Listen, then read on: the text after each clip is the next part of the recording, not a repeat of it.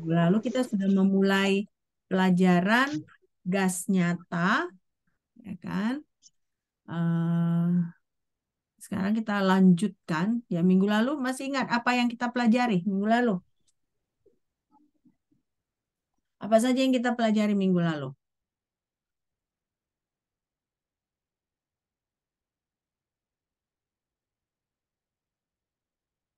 Coba lihat catatan kalian, ya.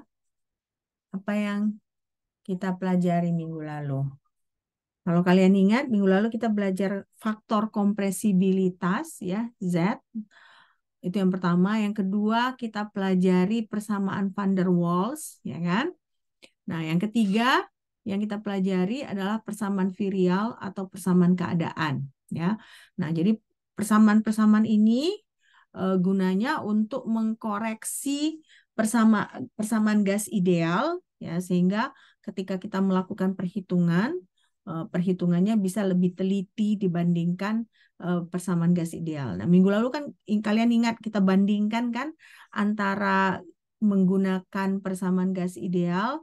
Lalu kita gunakan faktor kompresibilitas. Nah, lalu ada juga kita gunakan persamaan van der Waals. Nah, hasilnya ketika kita melakukan koreksi-koreksi tersebut, hasilnya lebih mendekati uh, real, ya, hasil praktikum. Oke.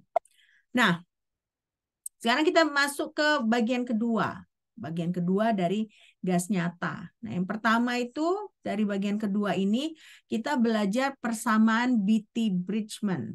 Nah, persamaan Beatty-Bridgman ini yang tertulis di persamaan satu ini, kalau kalian lihat, dia merupakan turunan dari persamaan virial, ya. Jadi mirip gitu dengan persamaan virial. Nah, ini persamaan Beatty-Bridgman ini dia hasilnya lebih teliti dibandingkan persamaan van der Waals dan persamaan virial. Nah, kalau kalian lihat di sini kan P volume molar sama dengan RT ditambah beta per V ditambah gamma per V kuadrat ditambah delta per V pangkat 3. Ya. Nah, inilah dia persamaan Beatty-Bridgman. Nah, nanti di sini kan kita bertanya, apa itu beta, apa itu gamma, apa itu delta.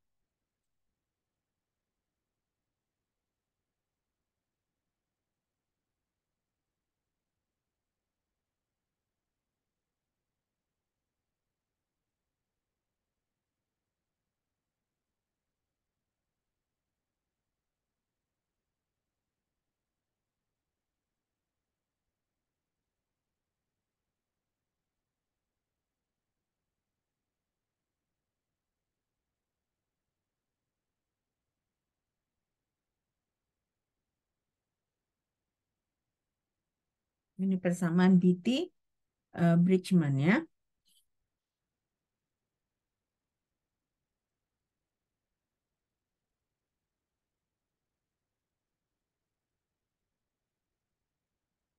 Oke. Nah, jadi beta itu sama dengan RT dikali B0 dikurang A0 per RT dikurang C per T pangkat 3. Nah, jadi B0, A0, C ini merupakan konstanta yang bergantung pada jenis gas. Nah, jadi makanya semakin semakin berarti kalau dinyatakan persamaan tersebut semakin teliti, nah semakin banyak konstanta-konstanta yang harus kita pertimbangkan. Jadi tidak hanya kalau awal-awal kan persamaan gas ideal itu kan hanya konstanta gas ideal yaitu R. Nah, lalu masuk persamaan van der Waals dia ada A dan B. Nah, lalu masuk persamaan virial dia ada A, ada B, ada C. Nah, ini lalu masuk ke persamaan Beatty-Bridgman ini ada B0, ada A0, ada C. Nah, baru ada A kecil lagi, B kecil.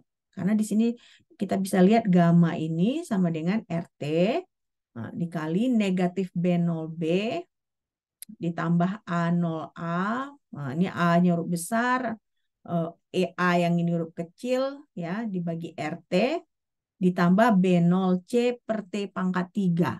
Nah, jadi semakin banyak ini B0, A0C, ini B0, B0, A0B.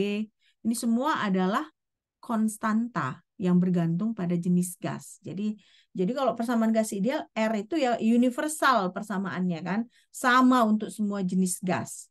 Nah, tapi kalau begitu kita masuk ke real gas nyata, nah konstantanya itu bergantung pada jenis gas. Ya. Nah, ini delta. Delta itu sama dengan RT B0 B C dibagi T pangkat 3. Nah, jadi A0 yang capital letter, A small letter, lowercase letter, B capital letter, B dan C lowercase letter, ini semua merupakan tetapan, konstanta. Nah, jadi berarti artinya ketika kita menghitung parameter gas dengan menggunakan persamaan Beatty-Bridgman ini, nah kita harus lihat ke tabel jenis gas apa yang kita gunakan, sehingga kita bisa lihat nilai dari A0, A, B0, B, dan C ini. Kalau R kan jelas-jelas kita tahu dia merupakan persamaan gas ideal. Ya.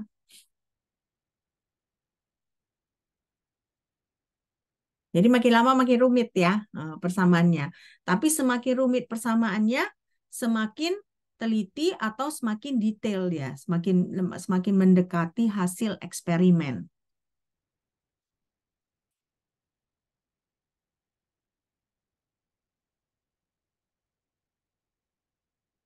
Oke. Nah, sekarang persamaan berikutnya tadi kan udah persamaan Beatty-Bridgman. Nah, sekarang persamaan Berthelot namanya, persamaan Berthelot. Persamaan Berthelot ini khusus untuk tekanan rendah, 1 atm atau lebih rendah. Nah, ini lebih teliti lagi dibandingkan dari Beatty-Bridgman. Jadi Berthelot ini lebih teliti lagi. Kalau kalian lihat nih di persamaan 2, ya, P sama dengan RT per V dikali 1 ditambah PTC dibagi 128 PCT dikali 1 dikurang 6 TC kuadrat per T kuadrat. Di mana TC ini merupakan suhu kritis.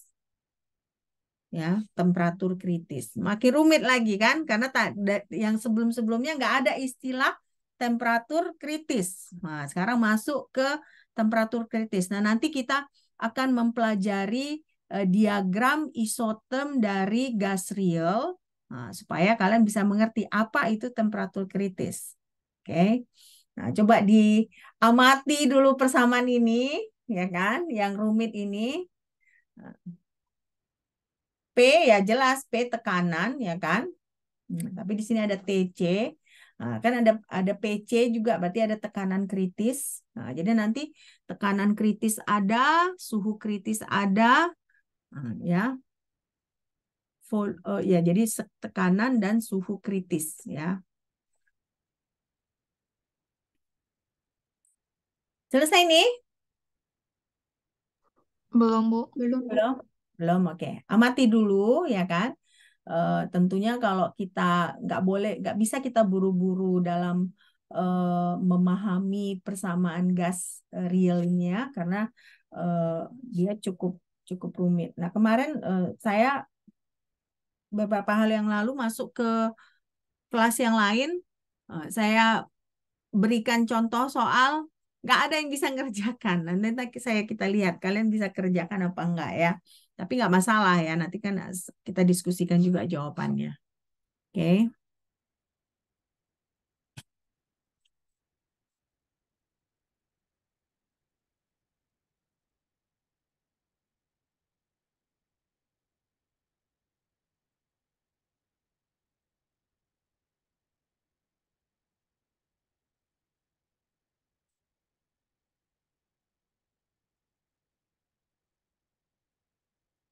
Oke. Nah, sekarang berarti kalau kalian lihat tadi kan si persamaan Berthelot ini ada hal yang baru ya, ada hal yang baru yaitu tekanan kritis dan suhu kritis. Nah, jadi kalau kita mulai dari kompresibilitas, van der Waals, ya kan, lalu Virial, lalu Betty Bridgman, nah baru Berthelot inilah yang mengeluarkan istilah tekanan kritis dan suhu kritis, ya.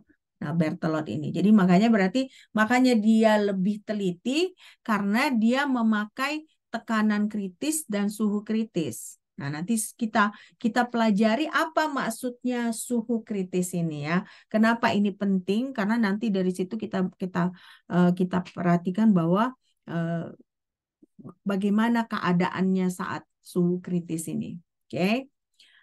Dan diagram isotherm yang menentukan bagaimana suhu kritis ini hampir setiap tahun keluar UTS. Jadi kalian usahakan untuk kalian mengerti, pahami bagaimana si diagram isotherm dari gas real ini. Oke. Selesai nih? Udah? Belum. Belum.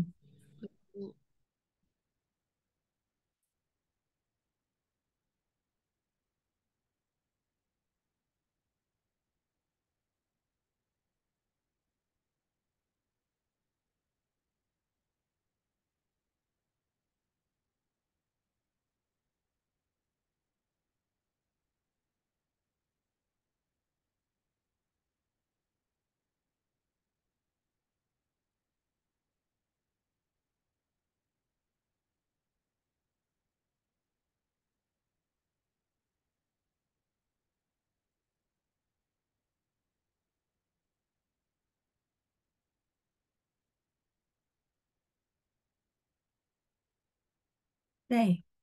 Nah, lalu kita mulailah masuk kita ke eh, pencairan gas ya. Di pencairan gas ini nanti kita akan pelajari bagaimana sebenarnya fenomena yang terjadi saat kita memahami isoterm dari gas nyata ini. Oke.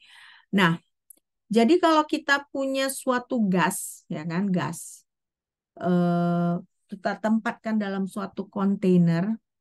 Nah, pada suhu ruang dia akan berbentuk gas gitu ya. Nah, tapi misalnya kita turunkan suhu dari gas tersebut, ya kan? Ketika kita turunkan itu jarak antara molekul yang tadinya saat dia dalam fase gas itu dia mungkin segini. Nah, saat kita turunkan suhunya itu jaraknya semakin mendekat. Nah, berarti kalau jaraknya semakin mendekat, interaksi antar molekul itu semakin dominan, ya, interaksi antar molekul. Nah, akibatnya apa? Akibatnya kalau kita bandingkan antara gas pada suhu ruang, kita bandingkan dengan gas yang sudah didinginkan sampai dia mungkin sudah berbentuk cairan, gerakan partikelnya itu akan lebih bebas ketika dia dalam fase gas, ya, ketika dia dalam fase gas. Oke. Makanya kalau kalian baca literatur, ada nggak liquid karbon dioksida? CO2 dalam cairan, bentuk cairan ada nggak? Ada ya. Nah, ada CO2 dalam bentuk cairan. Nah, kan kalau misal dalam keadaan room temperature seperti sekarang ya, ini kan kita sekarang di sekeliling kita pun ada karbon dioksida. Nah, dia dalam bentuk gas. Nah, tapi misalnya kita masukkan ada dalam suatu kontainer lalu kita turunkan suhunya, dia bisa berubah menjadi cairan. Nah, sama juga helium. Helium yang dipakai untuk ngisi balon ya kan, yang kalau kita terhirup kita itu suara kita pun jadi aneh gitu ya. Nah, itu si helium itu pun kalau diturunkan suhunya, nah dia bisa berubah menjadi fase gas, dari fase gas menjadi fase cair, ya. Nah, jadi prosesnya seperti ini. Kenapa? Karena yang tadinya jarak antar molekulnya jauh, Nah, begitu sudah kita dinginkan, jarak partikel mendekat, nah berarti kan ada interaksi antar partikel, antar molekul, nah, sehingga dia tidak sebebas ketika dia dalam bentuk fase gas. Nah, tapi walaupun seperti itu, ya, kalau kita bandingkan dengan fase padatan, tetap aja si zat cair ini dia lebih fleksibel dibanding padatan. Karena kalau padatan kan, kalau kita punya padatan ya bentuknya seperti itu gitu ya, nggak akan berubah gitu kan ya. Tapi kalau cairan kan dia tergantung bentuk wadahnya. Nah, jadi makanya kalau dari segi gerak molekul, gas itu yang paling bebas, ya kan? Selanjutnya cairan, zat cair itu dia sedikit tidak bebas, tetapi masih bebas. Nah, yang paling tidak bebas yang sudah tertentu dia letak molekulnya itu adalah si padatan. Oke, sampai sini ada pertanyaan? Ada pertanyaan? Ya, oke. Kalau nggak ada, ini udah selesai? Belum, Bu. Belum.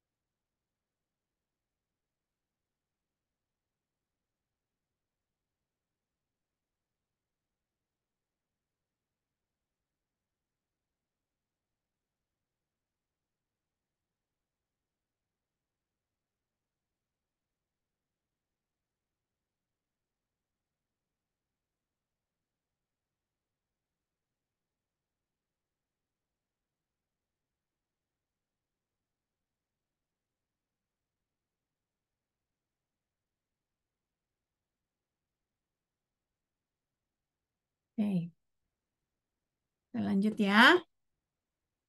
Nah, lalu berarti kalau zat cair ini kerapatannya lebih tinggi dibandingkan gas, ya. Nah, zat cair lebih kerapatannya lebih tinggi. Nah, tapi tentunya lebih rendah kalau dibandingkan dengan zat padat, ya. Nah, eh, sekarang saya mau cerita keadaan di sehari-hari gitu ya. Jadi kalau kalian punya botol minuman, kalian isi air, ya kan?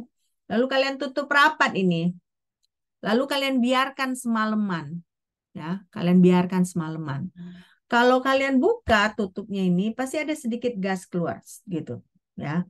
Nah, ada sedikit gas keluar. Kenapa? Karena ketika dalam suhu ruang pun, ya, cairan di dalam kontainer ini ketika ditutup seperti ini, ya kan, ada fasa kesetimbangan antara si cair dan gas. Jadi makanya ketika kita tutup gini, ada sebagian kecil dari si cairan ini yang dia berbentuk gas, gas H2O dalam hal ini. Nah, jadi eh, itulah zat cair, ya. Jadi dia selalu akan ketika dia di dalam wadah, ya, dia akan membentuk kesetimbangan antara fase cair dan fase gas.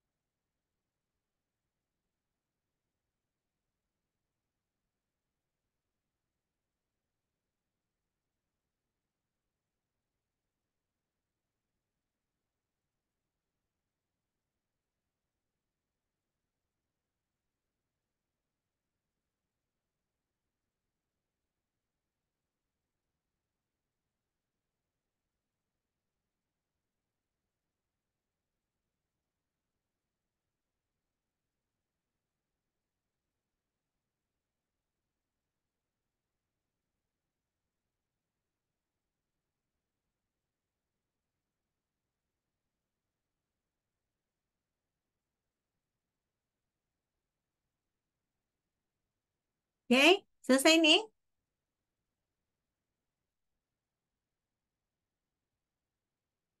Oke, ya. Nah, sekarang kita mau lihat titik kritis. Nah, tadi kan persamaan apa tadi yang menyatakan ada titik kritis? Persamaan Garis apa? mirip Hah? bertelur. Bertelot ya, bertelot. Nah, jadi titik kritis itu seperti apa? Nah, mulai kita pelajari sekarang. Nah, kalau pada 25 derajat Celcius, ya 25 derajat Celcius berarti suhu ruang itu ya. Suhu ruang, tekanan uap air itu nilainya adalah 23,76 milimeter merkuri. Ya, nah ini pada 25 derajat Celcius. Nah, begitu kita naikkan suhunya, yaitu 100 derajat Celcius, tekanan uap airnya adalah 760 milimeter merkuri. Ya, nah itu bayangkan dari 25 naik dia drastis ke 100 ya. Jadi dari 23,76 dia menjadi 760. Nah, berarti kalau terus menerus kita panaskan, tekanan uap airnya itu akan eh, naik sampai akhirnya tidak ada lagi dia dalam bentuk cairan. Dia berubah semuanya dalam bentuk gas. Nah, keadaan inilah yang kita sebut sebagai titik kritis. Jadi pada saat ketika semua cairan sudah berubah menjadi gas, nah itu yang kita sebut sebagai titik kritis. Jadi tidak ada lagi di situ fase cair, hanya fase gas. Nah, itulah titik kritis ya.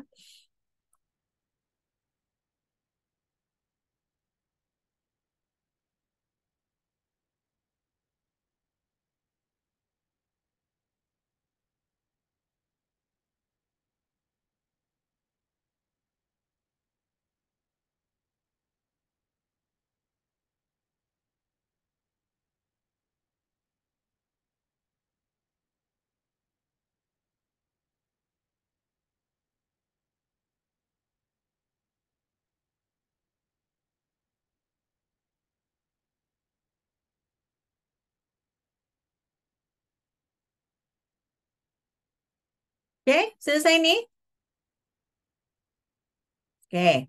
Nah, berarti di sini kan titik kritis itu bisa suhu kritis, bisa tekanan kritis, bisa volume kritis. Nah, jadi di sini eh, kalau suhu kritis, tekanan kritis, dan volume kritis ini nilainya tetap dan dia bergantung pada jenis gas. Ya, nah, nilainya tetap. Berarti misalnya kalau kalian cari di handbook gitu ya, titik kritis gas H2 itu berbeda dengan titik kritis dari gas CO2. Ya,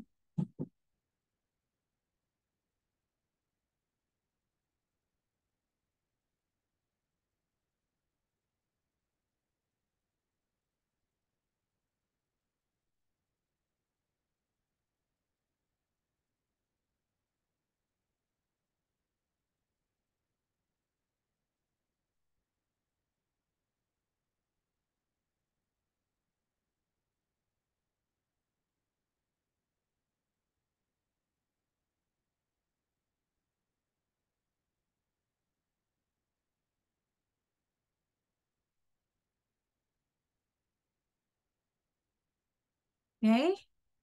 Nah, sekarang Belum. belum. Oke, belum.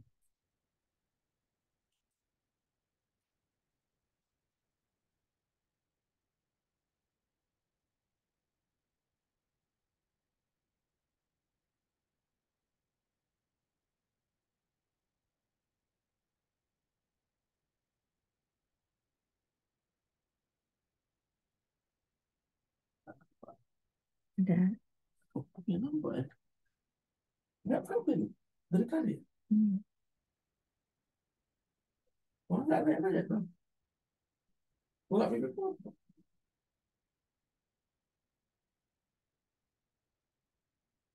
Oke, Udah ya? Nah, sekarang berarti kan ketika misalnya pada saat suhu kritis itu ya kan eh, lewat dari suhu kritis itu tidak ada lagi zat cair. Nah, tidak ada lagi zat cair. Semua sudah dalam bentuk gas. Nah, makanya di sini tekanannya ditambah. Nah, kalau tekanan bertambah berarti kan dia sudah tidak dalam bentuk cair lagi, tetapi dia sudah dalam fase gas. Nah, jadi nanti kita kita kita lihat bagaimana perbedaannya. Oke, kalian masih ingat kita mungkin 2 minggu yang lalu belajar eh, kurva isotom dari gas ideal nggak? Masih ingat nggak yang saya foto, kalian foto gitu ya? Karena nggak mungkin kalian gambar. Ada nggak kalian ingat? Nah, saya refresh memori kalian dulu, ya kan? Refresh memori kalian biar kalian ingat. Oke.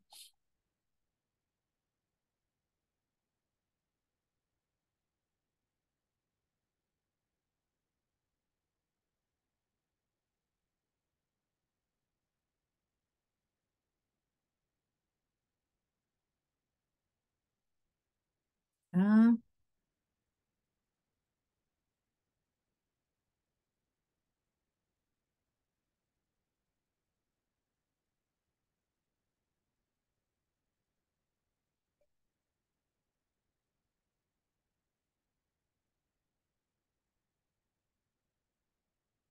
nih, udah kelihatan nggak? Belum? Kenapa kok? Belum, Bu. Belum ya?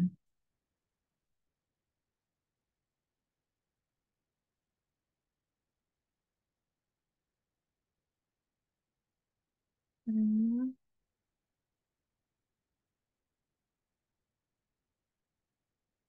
Ini cuma merefresh memori kalian. Nah, ini udah kelihatan? Sudah, Bu. Sudah, Bu. Ya. Nah, ini kan kalian lihat, ini kan diagram isoterm ya, diagram isoterm dari gas ideal.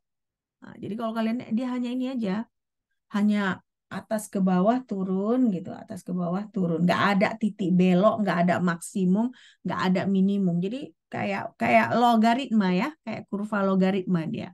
Oke, nah jadi kalian ingat dia kalau gas ideal dia seperti ini ya, karena dia kan eh, ketika tekanan dengan volume dia berbanding terbalik ya. Nah, kalau misalnya kita bercerita gas nyata, tentunya berbeda, nggak bisa disamakan gitu ya.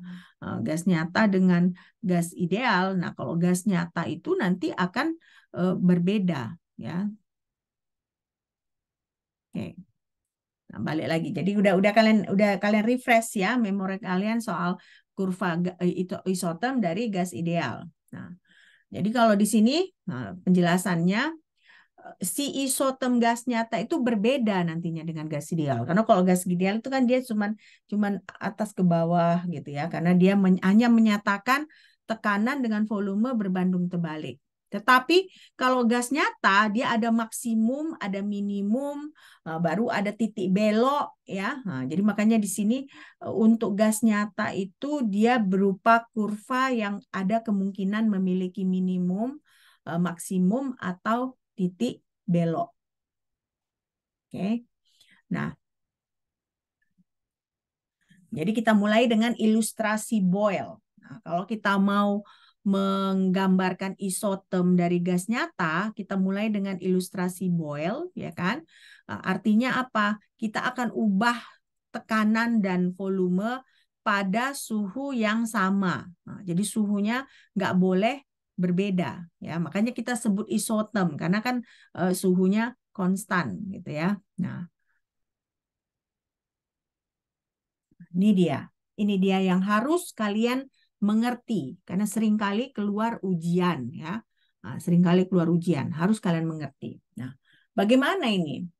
Nah, inilah kurva isoterm dari gas nyata ya. Seperti inilah modelannya ya. Secara general. Nah, tentunya nanti ada perbedaan nilai-nilai untuk gas yang berbeda. Karena ini kan gas nyata itu dia bergantung pada jenis gas ya. Nah, berbeda dengan gas ideal, dia universal, sama semua gas ya. Nah, ini prosesnya bagaimana? Prosesnya sama seperti hukum Boyle tadi ya. Ketika kita, jadi ini kan ada V4, V3, V2, V1. Nah, jadi di sini V1 adalah volume yang paling besar. Ya, dari sini ke sini volumenya makin besar. Jadi V4 ini volumenya paling kecil ya. Jangan kalian salah nanti mengartikannya. Karena biasanya kan V4 tentunya lebih besar dari V1 dalam bayangan kita, tapi di sini enggak ya. V4 ini volumenya paling kecil, sementara V1 ini volumenya paling besar. Nah, sama juga dengan PE ya. PE ini tekanan yang paling kecil, sementara P prime ini tekanan yang besar ya. Jadi ke atas nih P-nya makin besar, ini dari kiri ke kanan volumenya makin besar. Nah, T1 berarti sepanjang kurva ini T-nya adalah T1.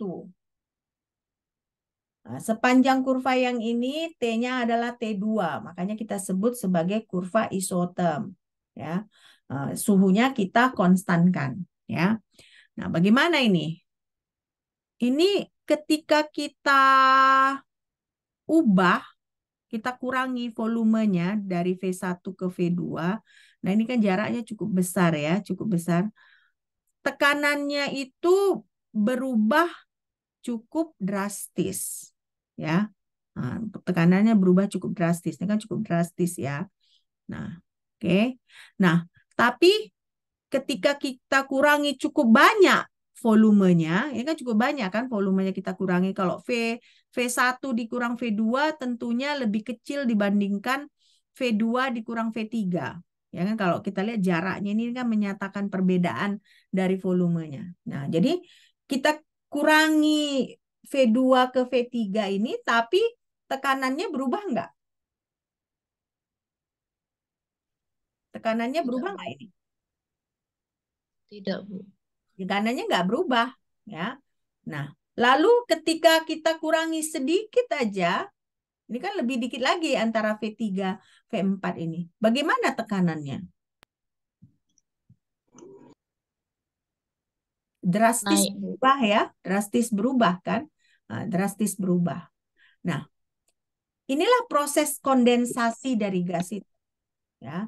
Nah, jadi dari sini ada gas, gas lalu mengalami proses ya kan. Nah, dia semakin tinggi volumenya, berarti kan semakin tinggi tekanan, semakin tinggi, rendah volume, semakin tinggi tekanan, berarti kan sudah mulai muncul eh, cairan. Nah, gitu ya. Nah, lalu di sini ada namanya garis kondensasi. Nah, jadi yang datar ini adalah namanya garis kondensasi. Oke? Nah, lalu kita naikkanlah suhunya. Ini kan T1, naikkan suhunya sama lagi. Kita kurangi volumenya, tekanan berubah, ya kan? Nah, lalu kita kurangi volumenya, tekanan tetap. Nah, kita kurangi volumenya sedikit aja, tekanannya naik. Nah, kalau kita bandingkan antara yang T1 dengan T2, bagaimana garis kondensasinya nih? Ini kan kita sebut garis kondensasi kan. Nah, bagaimana garis kondensasinya? Semakin tinggi suhunya ini. Ini kan ke atas suhunya makin tinggi ya. Jadi sepanjang ini kan kita tetap suhunya. Sepanjang ini tetap. Nah, jadi bagaimana garis kondensasinya ini? Semakin pendek. Nah, kalian perhatikan semakin pendek enggak? Semakin pendek kan? Iya, Nah, ini kan ini dia panjang segini, lalu semakin pendek sampai akhirnya pada TR ini dia hanya titik. Kalian perhatikan titik ini kan? Jadi dia seperti titik belok aja, ya, titik belok. Nah, yang titik ini inilah suhu kritis. Ya, suhu kritis. Oke, nah suhu kritis. Jadi di sini belum suhu kritis karena masih ada garis kondensasi. Begitu garis kondensasi lenyap, hanya tinggal titik ini. Inilah yang kita sebut sebagai suhu kritis. Oke. Nah, sekarang T3 dan T4 ini mirip mirip isotem apa? Isotem gas ideal. Ideal. Nah, jadi makanya di sini kesimpulan dari si isotem gas nyata ini, ya kan? Pada saat suhu kritis tidak ada lagi garis kondensasi, ya kan? Nggak ada lagi garis kondensasi, makanya nggak ada lagi di sini si cair, ya. Nah, dia hanya gas. Nah, berarti di atas suhu kritis, berarti kan T3, T4 ini kan di atas suhu kritis. Di atas suhu kritis semua berbentuk gas dan yang berlaku adalah gas ideal. Ya, artinya apa? Artinya kalau di atas suhu kritis ini si gas nggak akan bisa lagi kita cairkan, nggak bisa kita ubah menjadi fase cair. Jadi kalau kita mau mengubah gas menjadi fase cair hanya berlaku pada keadaan di bawah suhu kritis. Oke? Nah, sekarang saya pengen salah satu dari kalian menjelaskan apa yang sudah saya jelaskan tadi ya. Karena ini sering keluar, jadi kalian hampir tiap tahun keluar ujian ya. Nah, jadi saya mau meyakinkan diri saya kalau kalian mengerti apa yang saya jelaskan. Oke, bentar ya. Ovi Aulandari, coba jelaskan apa ini si isotem gas nyata ini. Oke. Saya bukan mau memalukan, membuat kalian malu di sini ya, tidak ya. Nah, ini memaksa kalian untuk mengerti ini, oke?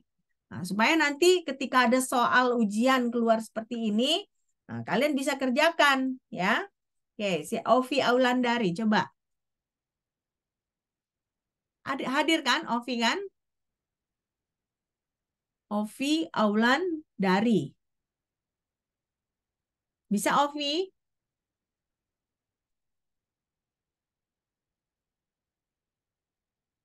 Ovi?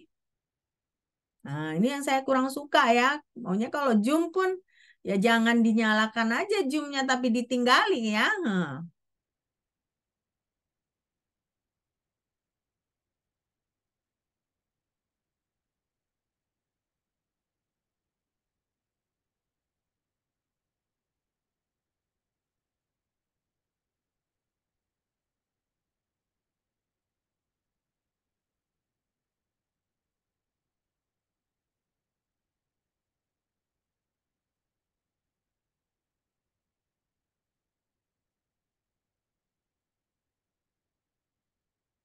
Ovi? Oke, inilah contoh-contoh mahasiswa yang nggak bagus ya. Masa berarti ditinggalin Zoom-nya ini ya. Oke, kalau gitu Ida, Ida Siburian, bisa nggak jelasin kurva ini Ida? Tadi kurang ngerti, Bu. Bagian mana yang kurang ngerti?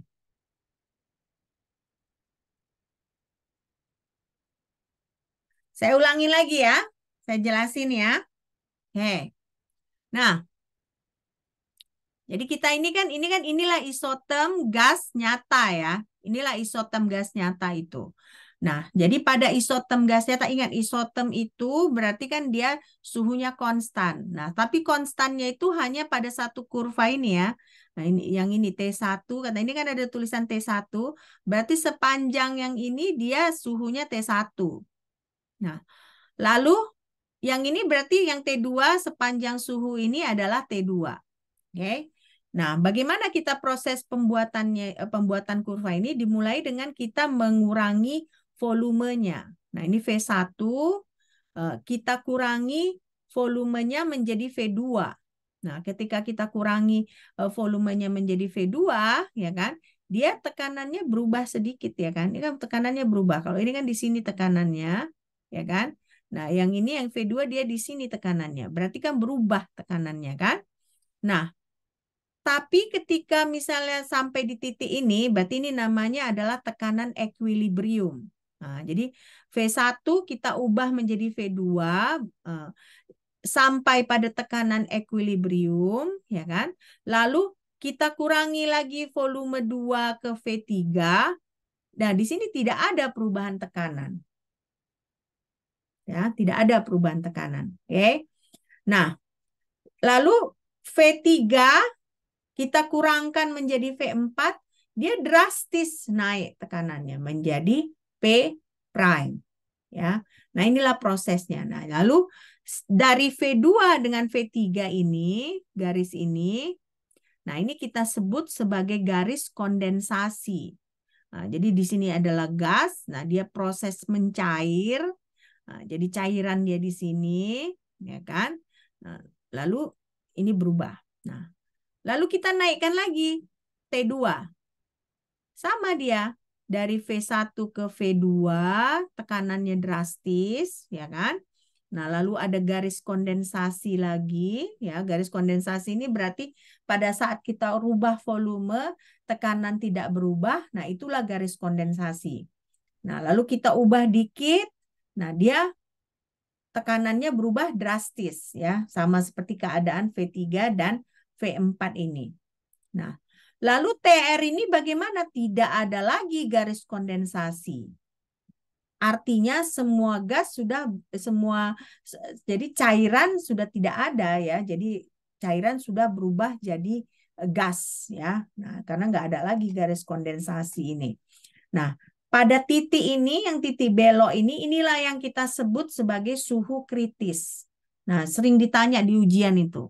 Ini titik ini apa namanya? Nah, inilah suhu kritis. Suhu kritis itu kapan? Suhu kritis itu pada saat tidak ada lagi zat cair di situ. Jadi semua dia sudah berubah menjadi gas. Nah, lalu bagaimana dengan T3 dan T4? T3 dan T4 ini kan berarti lebih tinggi dari suhu kritis. Nah, pada T3 dan T4 isotem gas nyata itu berubah menjadi isotem gas ideal. Artinya di atas suhu kritis, si gas itu berperilaku seperti gas ideal. Nah, pada T3 dan T4 ini tidak ada lagi gas. Tidak ada lagi zat cair. Semua adalah dalam bentuk gas. Nah, jadi kalau kita mau mengkondensasi, proses kondensasi dari gas hanya bisa dilakukan di bawah suhu kritis. Oke. Jelas sudah, Ida? Sudah, Bu. Oke. Nah, jadi coba kalian foto screenshot grafik ini. Nah, lalu kalian catat apa yang tadi saya sudah jelaskan ya. Jadi maksudnya kalian kasih note, nah, titik ini merupakan titik suhu kritis. Nah, di atas suhu kritis dia berperilaku seperti gas ideal, ya kan? Nah, makin di bawah suhu kritis ini makin tinggi suhunya, dia garis kondensasinya makin pendek. Ya. Oke, selesai yang slide yang ini? Sudah, Bu. Sudah, Selesai, Bu. Oke. Nah, ini kan. Jadi inilah yang tadi saya jelaskan ya kan. V2 dan V3 ini ya kan ada kita kurangi volume ini kan. Jadi kan volume berkurang tetapi tekanan tidak berubah ya. Tekanan tidak berubah karena ini kan garis kondensasi ini kan berarti tekanan tidak berubah. Sementara si V3 kita kurangi ke V4 ini kan jaraknya dikit nih ini. Berarti sedikit aja kita kurangin tekanan itu jadi meningkat dari PE ke P prime. Nah, berarti jadi berubah tekanannya lebih besar gitu ya. Nah, coba kalian perhatikan slide ini. Kalau sudah selesai, kita lanjutkan ke slide berikutnya. Belum selesai kan? Belum, Bu. Oke.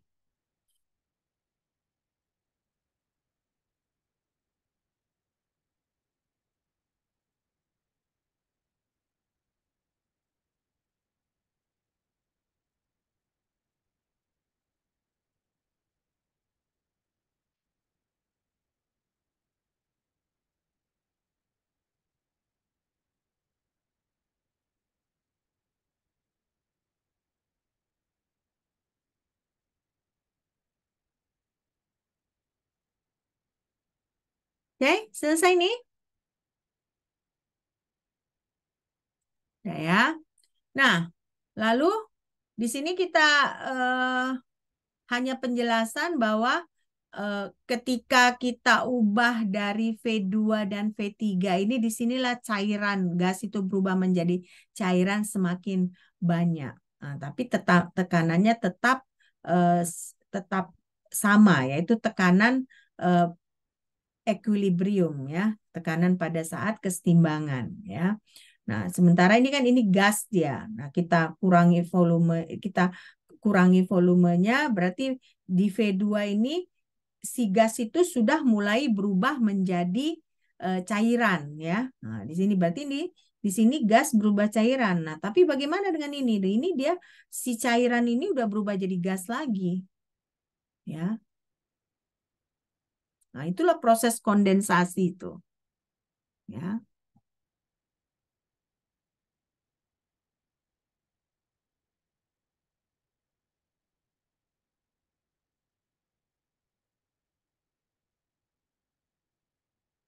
Selesai nih?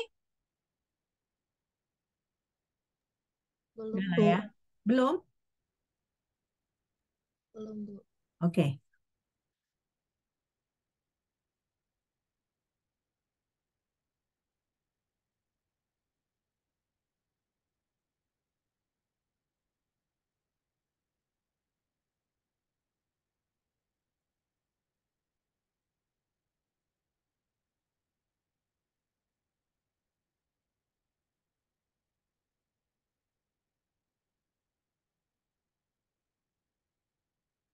Oke. Nah, lalu V3 ya kan? Itu jejak terakhir gas menghilang ya kan? Nah, lalu ini tekanan naik secara tajam ya, ini yang tadi ya, oke. Nah, oke. Oke. Ini saya tadi udah jelaskan ya, garis ini semakin pendek ya kan, semakin tinggi. Nah, sampai akhirnya ini kita sebut sebagai titik. Nah, inilah suhu kritis tadi. Oke. Jadi penjelasan yang sudah saya jelaskan. Nah, sementara di atas suhu kritis, dia grafiknya, kurvanya berubah menjadi kurva gas ideal. Oke. Jadi nggak perlu kita tunggu. Nah, ini sekarang contohnya. Nah, contohnya inilah gas CO2 ya, gas CO2. Oke. Nah, gas CO2 ini berarti titik kritisnya berapa? Suhu kritisnya berapa? 31. 31. 31 derajat 31, Bu. Celcius ya, nah, 30 Derajat derajat Celcius. Sementara 35,5 dan 48 derajat Celcius ini si si gas itu sudah bersifat kurvanya sudah seperti kurva gas ideal ya. Nah, inilah garis kondensasinya kalau kalian lihat, ya. Garis kondensasi. Nah, ini dia kita mulai dari 13 derajat Celcius. Jadi pada 13 derajat Celcius si si gas itu masih bisa kita ubah menjadi cairan ya. Jadi masih kita bisa ubah jadi cairan. Makanya ini ya, bagian yang ini condensation region ini berarti pada bagian yang hijau ini dia masih bisa kita ubah menjadi cairan. Nah, tapi begitu di atas critical point ya kan, tidak ada lagi condensation region ya. Nah, coba perhatikan kurva-kurva kalian foto ya, screenshot. Nah, supaya kalian bisa pelajari. Mirip nggak ini tadi dengan yang gas ideal yang gas nyata yang tadi? Mirip kan? Karena ada Mirip. condensation region-nya, ada critical point-nya, baru di atas critical point dia berbentuk kurva isoterm gas ideal. Oke.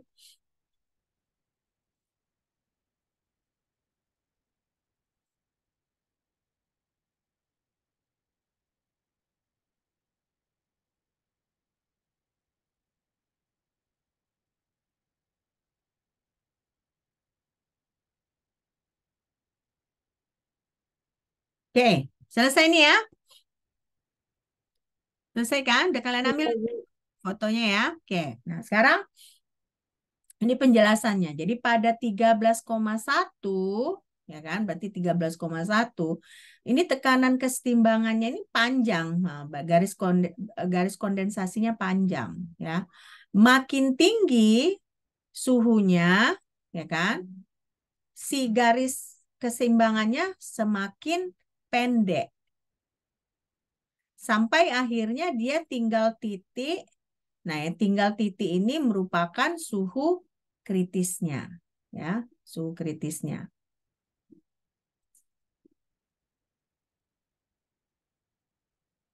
Selesai nih slide yang ini? Belum, Bu. Belum, oke.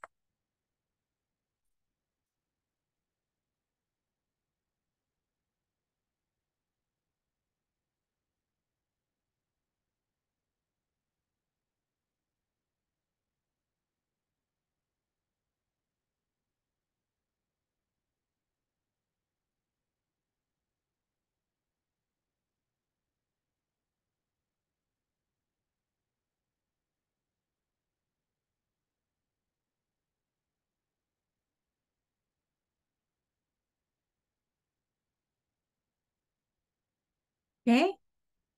Nah, kita lanjutkan di sini, ya kan? Pada ini, pada 31 garis keseimbangan menghilang. Nah, jadi makanya 31 derajat Celcius ini kita sebut sebagai isoterm kritis dari gas CO2, ya. Nah, di atas dari si suhu kritis, ya kan? Dia sudah berubah menjadi isoterm gas ideal. Oke, nah ini semua sebenarnya tadi sudah saya jelaskan, tapi slide ini hanya menunjukkan bagaimana dalam bentuk kata-kata ya.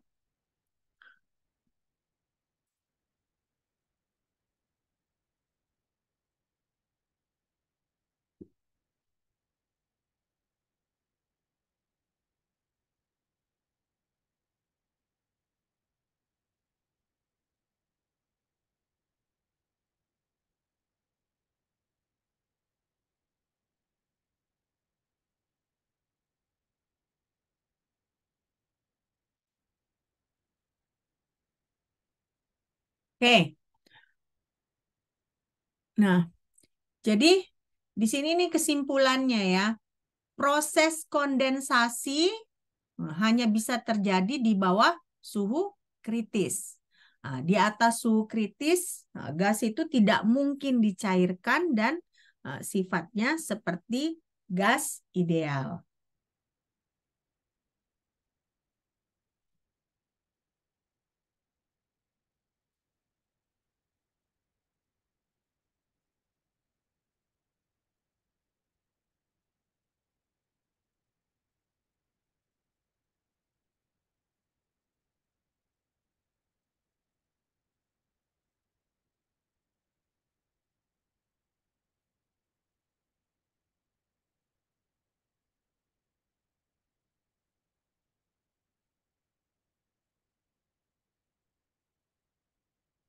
Oke, kita lanjut ya.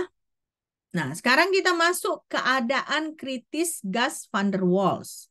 Nah, jadi ada juga keadaan kritis gas van der Waals. Nah, jadi kalau misalnya kita kita lakukan, ingat kalian minggu lalu kita ada menuliskan persamaan gas van der Waals. Nah, jadi kalau kita susun ulang persamaannya itu bentuknya seperti ini, P ditambah A dibagi V kuadrat, ya kan, dikali V dikurang B sama dengan RT. Ya. Nah, lalu misalnya kita kalikan hukum distribusi itu kan berarti P dikali V, ya kan? P dikali minus B, baru ditambah A per V kuadrat dikali V, baru dikurang A per V kuadrat kali B, sama dengan RT. Nah, itu hukum distribusi ya. Nah, sifat distribusi. Nah, lalu hasil dari perkalian ini, perkalian menggunakan sifat distribusi ini, kita kalikan dengan V2 per P. Ya kan? Nah, setelah kita kalikan dengan V2 per P, hasilnya adalah persamaan 3 ini. Jadi V pangkat 3 dikurang B tambah RT dikali V pangkat 2 Nah, ditambah A per P dikali V dikurang AB per P. Ya. Nah, kalau kalian perhatikan misalnya kita asumsikan lah V ini kita ubah jadi X. Nah, jadi X pangkat 3 dikurang B tambah RT X pangkat 2 ditambah A per PX dikurang AB per P. Di mana si B, RT, A per P, AB ini per P adalah konstanta. Berarti maksudnya di sini persamaan van der Waals ini adalah persamaan volume pangkat 3. Nah, kalau pangkat 2, dia kita sebut sebagai apa? X kuadrat, misalnya X kuadrat tambah BX tambah C itu persamaan apa kita sebut?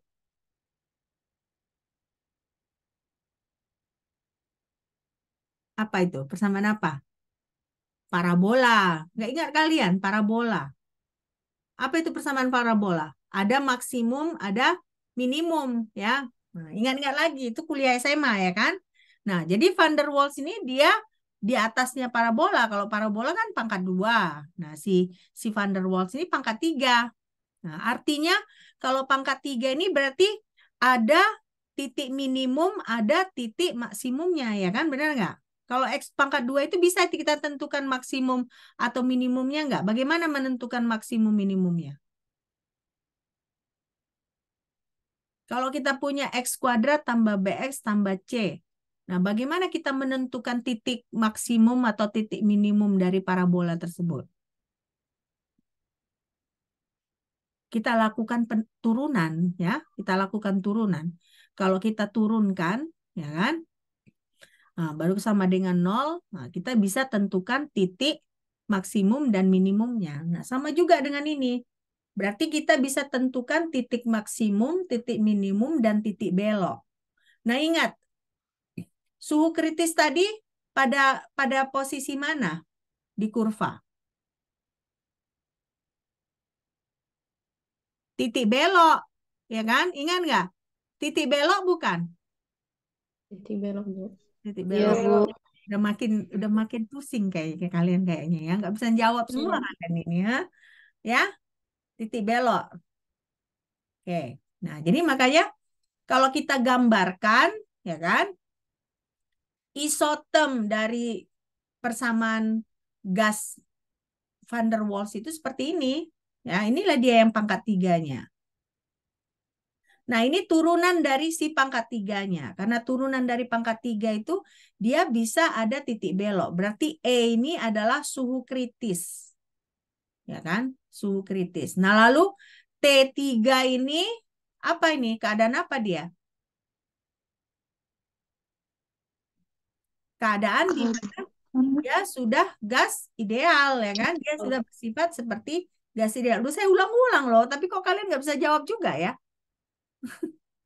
Dari tadi udah saya ulang-ulang. Cuma bedanya aja ini kan, ini isotem dari dia ini cuma bedanya dia ini pangkat 3, ya kan? Nah, tapi pada dasarnya yang ini, yang E ini dia suhu kritis. Kenapa? Karena dia titik aja, ya. Oke? Kalian ngerti nggak? Ngerti nggak? Hah? Ngerti kan? Nah, ini yang yang pada T2 ini, itulah persamaan 3 ini. Nah, jadi kalau kalian punya pangkat 3, ya, pangkat 3 seperti ini, kalau kita gambarkan pakai software, nah, jadinya seperti ini. Ya. Nah, kita turunkan, nah, kita dapatlah titik beloknya. Ya kan? Nah, turunkan 2 kali, nah, kita dapat titik beloknya. Oke? Nah, jadi disinilah dia. Nah, jadi kalau van der Waals itu P fungsi V merupakan fungsi parabola. Parabola karena ada fungsi maksimum, ada fungsi minimum. Ya kan? Nah, ini dia itulah fungsi parabola. Nah, ada maksimum, ada minimum ya. Nah, nanti ada titik belok. Nah, ini dia titik belok ya. Nah, titik belok. Oke. Nah, jadi berarti garis belok itu jika turunan pertama fungsi sama dengan 0. Nah, harga maksimum minimum turunan kedua sama dengan 0. Nah, jadi maksudnya apa? Garis membelok, ya kan? Garis membelok itu kalau turunan yang ini, kalau persamaan ini kita turunkan turunan kedua, nah dia sama dengan 0. Tapi untuk menentukan maksimum minimumnya dia turunan kedua. Nah ini turunan pertamanya apa? 3V pangkat 2 dikurang, ini kan konstanta, dikurang B tambah RT dikali 2V ditambah A per V, A per P. Karena V ini kan kalau kita turunkan jadi hilang. Sama dengan 0. Ini kan konstanta, dia jadi 0 turunannya. Nah itulah turunan pertama. Turunan keduanya bagaimana? Berarti kan tadi 3V pangkat 2 berarti 6V. Nah, dikurang B tambah RT dikali 2, ya kan? Lalu udah 0. Nah, berarti hanya sampai di sini dia kalau turunan kedua. Ingat-ingat lagi catatan SMA-nya ya. Ingat ya? Oke? Oke. Karena kalian semakin bingung, sebaiknya saya kasih latihan aja lah dulu ya. Biar jangan suntuk kalian. Oke?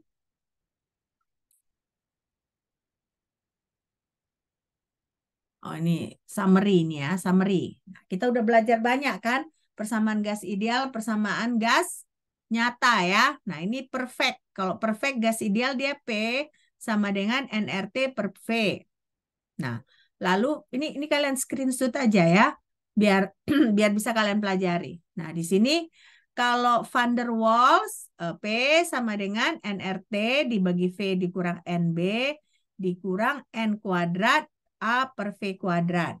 Nah, di sini A-nya ini, PC-nya ini, VC-nya ini, TC-nya ini. Ya. Nah, lalu Berthelot. Berthelot tadi kita udah pelajari belum? Udah kan? Nah, inilah Berthelot. Ya. Nah, PC-nya ada juga nilai PC, ada VC dan TC. Nah, Dietrici saya nggak ajarin ya. Buat apa? Ini semakin rumit. Dia bahkan pakai eksponensial. Jadi saya rasa nggak nggak usah lah ya. Nah, nggak usah kita pelajari Dietrici. Nah, virial. Nah, ini virial juga kita pelajari ya. Nah, ini kan dia T, di V. Nah, ini terminologinya V, baru ini V pangkat 2 sampai seterusnya. Ini yang dia bisa dalam bentuk deret. Oke. Nah. Oke, sudah ini? Udah kalian screenshot? Sudah, Bu. Sudah ya? Oke. Nah, sekarang kita masuk latihan ini. Nah, latihan ini kita punya, saya kasih waktu kalian ya, ngerjain 10 menit ya. 10 menit. Nah, nanti sesudah itu kita diskusikan sama-sama. Nah, ini tekanan diberikan oleh 1 mol H2S yang berperilaku sebagai gas van der Waals. Nah, berarti kalau van der Waals yang ini ya. Nah, van der Waals yang ini. Oke. Nah, lalu yang ditanyakan itu berapa tekanannya, berapa P-nya kalau suhunya 273,15, volumenya 22,414 desimeter pangkat 3. Ya. Nah, lalu yang bagian kedua, berapa tekanannya jika suhunya 500 Kelvin, volumenya 150 cm pangkat 3. Oke. Nah, tabel ini saya letakkan di sini untuk kita mencari nilai A dan B-nya. Karena A dan B adalah konstanta. Apa tadi nama gasnya?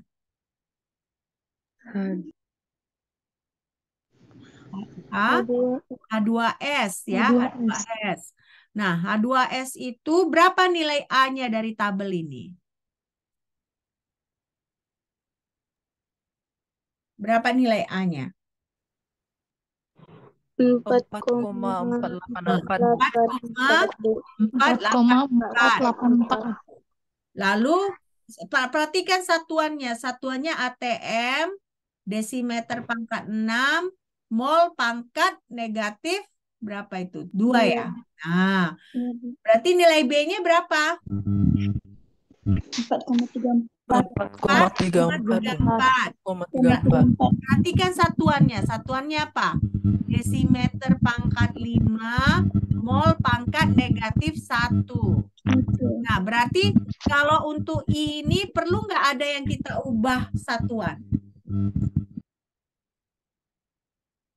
Perlu nggak untuk yang I?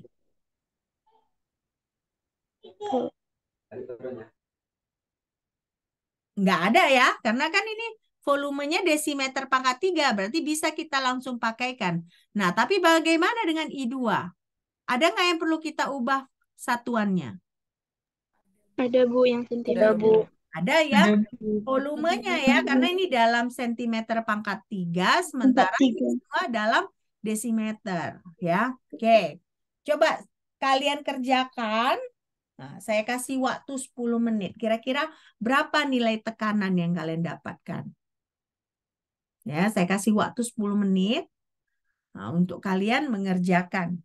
Oke.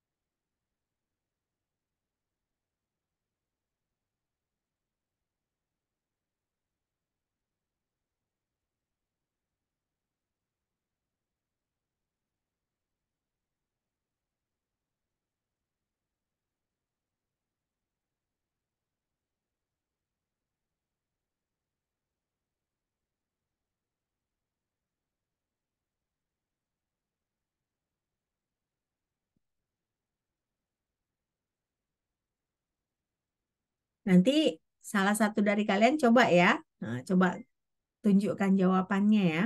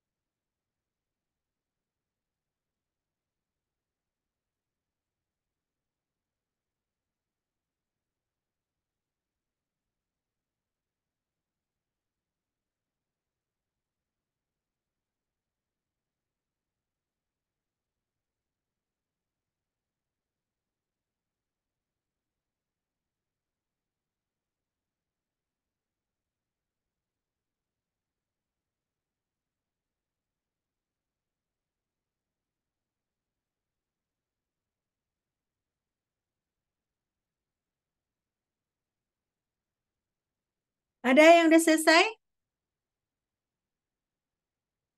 Ada yang udah dapat?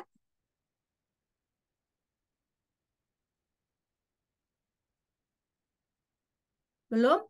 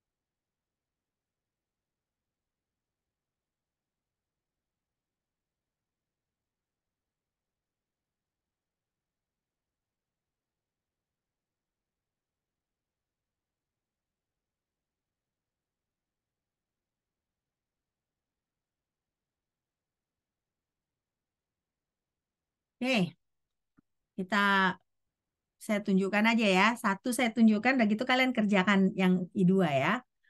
Eh, jadi kalau kita masukkan, ya kan, ini T-nya kita tahu 273,15 Kelvin, volumenya 22,414 desimeter pangkat 3, N-nya sama dengan 1 mol. Nah, lalu kan kita tahu untuk van der Waals itu P sama dengan nRT dibagi V dikurang NB dikurang AN pangkat 2 dibagi V pangkat 2.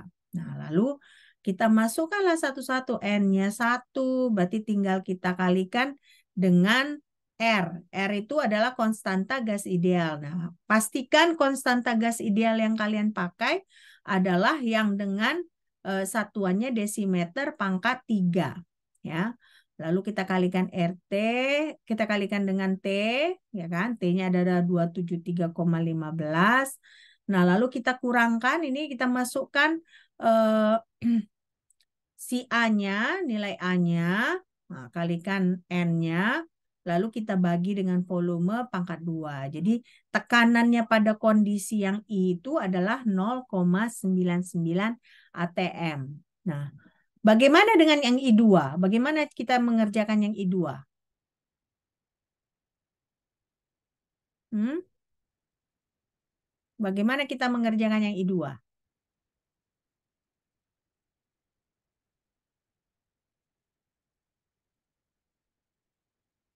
Oh, nggak ada yang respon ini. Bagaimana? Hah? Apa bedanya dengan yang ini? Hanya dV-nya kan? Jadi kita gantikan aja nilai V-nya.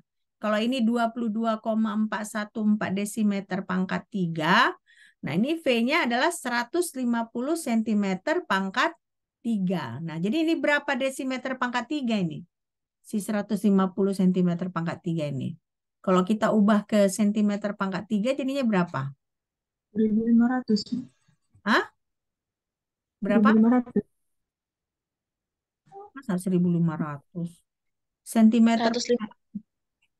150 kali 10 pangkat min 3, Bu. Nah, jadi berapa? 0,15 ya. 18. Hah? Iya, Bu. Jadi berarti tinggal kita gantikan lah yang ini jadi 0, berapa tadi? 1,5, ya kan? Jadi jangan samakan. Memang sentimeter ke desimeter kita bagi 10 ya. Tapi ini kan sentimeter pangkat 3 ke desimeter pangkat 3. Nah, berarti dia harus dibagi 1.000. Benar nggak? Benar nggak? Bener, Bu.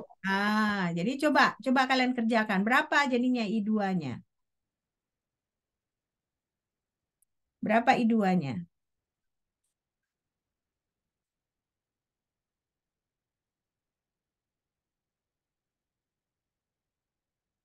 Coba kalian kira-kira berapa tekanan yang kalian dapatkan?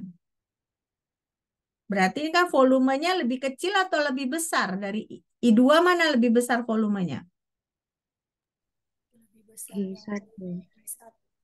I1 lebih besar ya, karena I1 dia 22,414 desimeter pangkat 3 ya. Oke.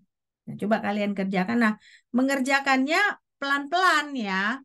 Kalau bisa satu-satu gitu. Kalau kalian langsung masukkan semua ke kalkulator, itu yang bisa kemungkinan kalian salah gitu ya. Coba pelan-pelan kalian masukkan.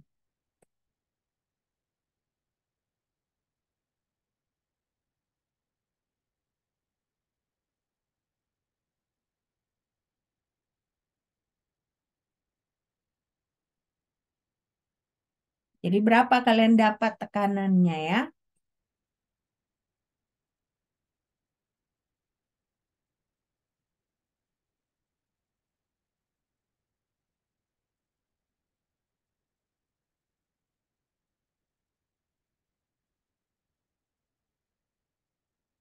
Yang lainnya ada yang perlu diganti nggak? Nggak ada ya, hanya volumenya aja yang kalian ganti. Jadi sebenarnya cara menghitungnya tetap aja sama seperti ini semua, tapi hanya yang bagian volumenya itu kalian ganti. Berarti ini kalian nggak pakai 22,414, tapi yang kalian pakai adalah 0,150 ya. Sama juga yang ini. Nah, berarti kalian kalikan 0,150 pangkat 2. Nah, nggak jadi sebenarnya udah nggak rumit lagi kerjaan kalian, ya.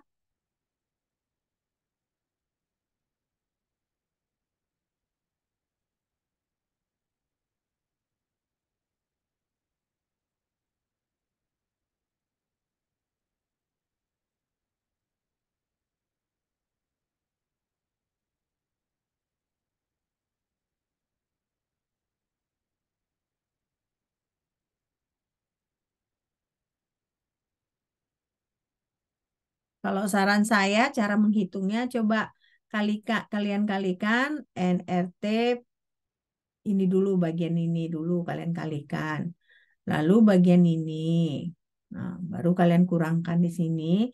Nah, bagian ini kalian kalikan, lalu bagian ini. Nah, selanjutnya berarti kalian bagilah ini. Ya kan? Kalian udah kalikan ini, bagi. Nah, juga bagi bagian yang ini. Nah, lalu tahap terakhir kalian kurangkan. Seperti itu caranya supaya kalian jangan salah gitu ya. Nah, jangan kalian langsung masukkan semua ke kalkulator. Nah, itulah yang kemungkinan besar kalian bisa keliru dalam menghitung. Ya. Berapa kalian dapat I2-nya? Ada yang dapat? Jangan nggak dihitung, ayo coba. Coba dihitung. Jangan malas lah, walaupun Sabtu, jangan malas. Ntar lagi kan udah bebas kalian. Coba, apa yang bagian kedua? Berapa nilainya?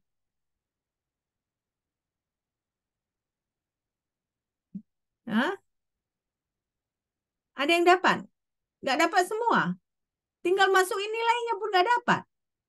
Aduh, gimana kita ini? Hah? Ada yang dapat nggak? Natali dapat? Hah? Coba, Natali dapat berapa? Nggak dapat. Kamu masih mute ini. Kamu menjawab atau enggak? Hah? Apa? Di mana kendalanya? Kok kalian nggak bisa hitung? Di mana? Hah?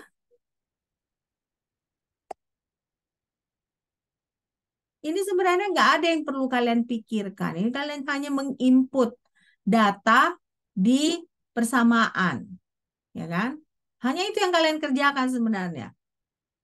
Kita persamaannya udah tahu ini. Nah, nilai ini semua tahu N1, tahu, T tahu, nah, A-nya tahu, N-nya tahu, NB-nya tahu, V-nya tahu. Kita tahu harus mengubah satuan dari sentimeter pangkat 3 ke desimeter pangkat 3. Nah, jadi di mana kendalanya? Kok nggak bisa kalian hitung? Hah? Aduh, gimana ini kita ini? Hmm? Benar-benar nggak ada yang bisa hitung. 11,12 ATM, Bu. 12 ATM. 11,12 ATM. 11,12 ATM. Nggak kali 10 pangkat 2. Nah, jawabannya hampir dekat ya. 11,12. Nah, kalau saya 1,9 dikali 10 pangkat 2 ATM. Nah, di mana kesalahannya kira-kira? Makanya saya bilang gini kan, N dikali R dikali T, kalikan dulu ini. Ya kan? Nah, lalu V dikurang NB, kalikan dulu ini. Tulis saja, lalu kita kurang ini dikali ini, ya kan? Nah, lalu kita kalikan pangkat 2 kan 0,150. Nah, lalu tahap terakhir sesudah kalian bagi yang bagian ini, bagi bagian ini, lalu kalian kurangkan, dapatlah 1,9 kali 10 pangkat 2 ATM. Nah, ini mas sebenarnya kan bukan soal susah ini ya. Jadi kendalanya berarti hitung-hitungan kalian pun kalian masih perlu dilatih berarti kalian cara menghitung. Kalian di mananya kesusahan kalian? Di bagian mana? Coba saya mau tahu gitu kan biar saya tahu eh, lain kali mungkin saya bisa lebih mengajarkan kalian dengan cara yang berbeda. Di bagian mana kalian kesusahan tuh soal ini? Hah? Di bagian mana? Nah, kalian pun nggak bisa sebut bagian mana kalian bingung. Bagaimana saya mau menjelaskan seperti itu? Coba bagian mana yang membingungkan bagian kalian? Bagi kalian. Finisman, bagian mana yang membingungkan bagi kamu? Hah? Bagian mana Yang finish? apa? Yang di apa itu, Bu? Yang di menyebutnya itu di 0,150 dikurang 1,0 mol itu, Bu. Sama di 4,34 kali 10 pangkat negatif 2. 4 dikali. Kenapa bingung? 4, 34. Nah aku kan berarti kan gini. Kalau ini 1 mol dikali 4,34 kali 10 pangkat minus 2 apa jawabannya?